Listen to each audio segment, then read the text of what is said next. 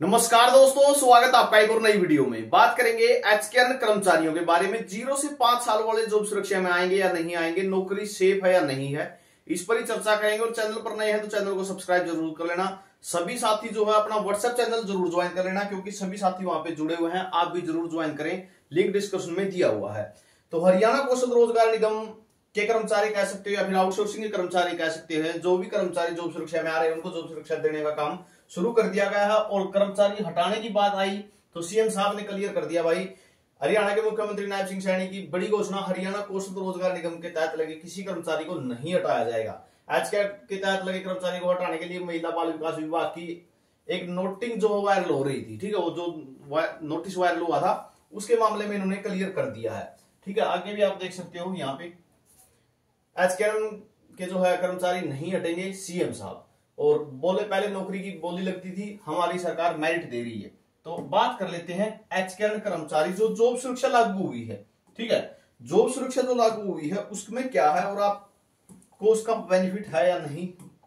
तो जॉब सुरक्षा जो जॉब सिक्योरिटी एक्ट आया है, ठीक है, जॉब सिक्योरिटी का जो एक्ट आया है वो आया है 15 अगस्त 2024 तक। ठीक है, यानी इस तक जिसके 5 साल पूरे हो रहे हैं वो जॉब सुरक्षा में है। तो अब बात आती है, क्या एचकेआर के जो कर्मचारी हैं, ठीक है, एचकेआर के 0 से 5 वाले जो कर्मचारी हैं उनका क्या होगा। ठीक है, अभी तो उनकी जॉब चल रही है लेकिन जॉब सुरक्षा नहीं मिल रही, तो सीधी बात है आगे समस्या भी छिड़ सकती है।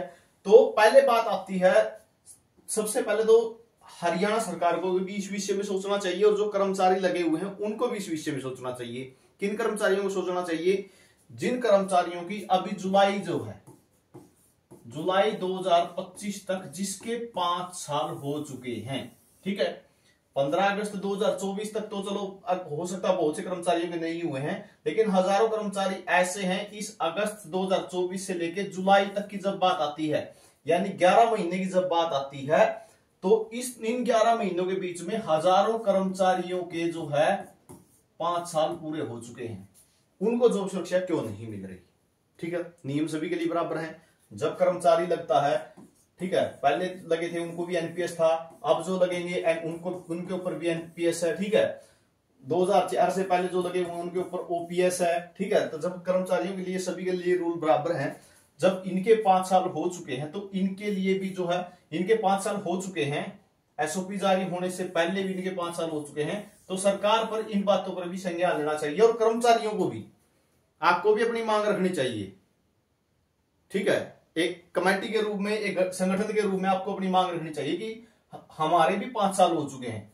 पॉलिसी में कुछ ऐसा तो अमेंडमेंट होना चाहिए कम से कम कि जिसके 5 साल हो जाएंगे, ठीक है, जिसके 5 साल हो जाएंगे उसको जॉब सिक्योरिटी दे दी जाएगी।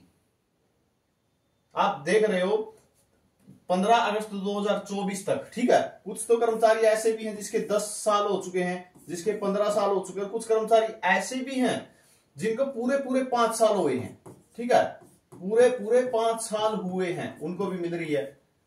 लेकिन अगर आपकी 15 अगस्त 2024 के 5 दिन बाद या 1 दिन के बाद, ठीक है, अगर आपकी 17 अगस्त 2024 को भी अगर 5 साल हो रहे हैं तब भी आप जॉब सुरक्षा में नहीं आ रहे, तो सरकार को इस बात पे संज्ञान लेना चाहिए, या फिर जो पॉलिसी है उसमें कुछ अमेंडमेंट ऐसा करना चाहिए कि जैसे ही 5 साल होंगे आपको जॉब सुरक्षा में शामिल कर लिया जाएगा। इनकी तो कोई गलती नहीं है ऐसी, ठीक है, कि अगर 2 दिन अगर ज्वाइनिंग लेट थी तो इनकी कोई गलती तो नहीं, सर्विस तो 5 साल कर दी ना। तो सरकार को इस बात पे ध्यान देना चाहिए। अभी लगभग जिसके 4 साल थे, ठीक है, जिस टाइम घोषणा हुई इसकी, ठीक है, 15 अगस्त 2024 को जैसे ही जॉब सुरक्षा की घोषणा हुई, जिसके 4 साल थे उसके 5 साल हो चुके हैं। ठीक है, कोई 10-15 दिन का फर्क है, नहीं तो लगभग सभी के 5 साल हो चुके हैं। तो सरकार को भी ध्यान देना चाहिए और जो कर्मचारी इसके दायरे में आ रहे हैं आपको भी ध्यान देना चाहिए। ठीक है, क्या इसी डेट तक फिक्स रहेगा ये, क्या ये मामला, क्या आगे जो कर्मचारी हैं उनको जॉब सुरक्षा नहीं मिलेगी?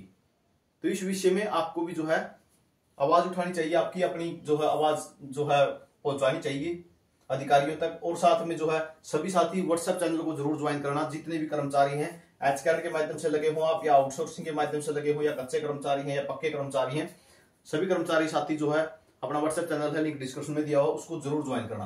तो अभी जो अमेंडमेंट है, ठीक है, यानी जो पॉलिसी है उसके तहत, एसओपी है उसके तहत 15 अगस्त 2024 तक ही जिसके 5 साल हो रहे हैं वही जॉब सुरक्षा में आ रहा है, उससे आगे वाला नहीं है। अगर 17 अगस्त को, 16 अगस्त 2024 को, ठीक है, अगर आपके 5 साल हैं तो आप इस जॉब सुरक्षा में नहीं हो, ठीक है, अगर इस तारीख के बाद आपके हो रहे हैं तो।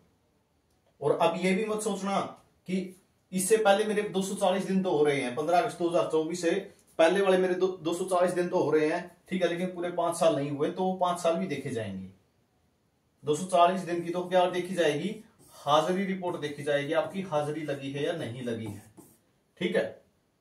तो बहुत से साथियों को जिनको डाउट था कि हमारा क्या होगा, अभी 5 साल पूरे हुए हैं, आपको मानता हूं आप 5 साल पूरे कर चुके हो, नियमों के अनुसार जॉब सिक्योरिटी में आना चाहिए आपको, लेकिन जो पॉलिसी है उसके तहत आप बाहर हैं अगर 15 अगस्त 2024 के बाद आपके 5 साल हुए तो यही है कि आप जितने भी कर्मचारी, हजारों कर्मचारी मिलेंगे भाई, जो अभी जिसके 5 साल हुए हैं जुलाई तक, 15 अगस्त 2024 के बाद जिसके 5 साल पूरे हो चुके हैं, हजारों कर्मचारी मिलेंगे।